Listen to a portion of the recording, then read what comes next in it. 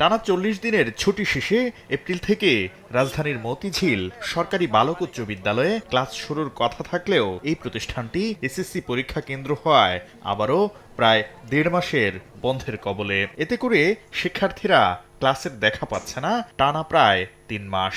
এই অবস্থা হাজার হাজার শিক্ষা প্রতিষ্ঠানের। এখানেই শেষ নয়, আগামী জুন মাসে এইচএসসি পরীক্ষার কারণে আরেক দফা ১ মাস বন্ধ থাকবে কলেজ ও কলেজ সংযুক্ত স্কুল। জরিপ বলছে ২০২৩ সালের আগস্ট থেকে ২০২৪ সালের সেপ্টেম্বর পর্যন্ত ১৪ মাসের ৪২৭ দিনের মধ্যে মাত্র ১৪৮ দিন স্কুল খোলা ছিল। আর পূর্ব নির্ধারিত ছুটি, প্রাকৃতিক দুর্যোগ ও রাজনৈতিক অস্থিরতায় ২৭৯ দিন স্কুল বন্ধ ছিল। ৪২৭ দিনের মধ্যে মাত্র ১৪৮ দিন স্কুল খোলা ছিল, সেটা সরকারি হিসাবে।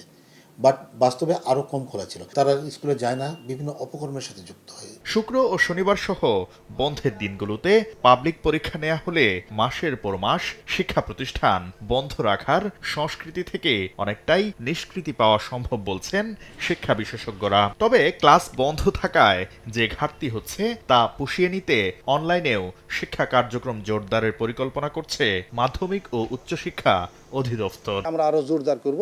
শাকির আহমেদ, সময় সংবাদ, ঢাকা।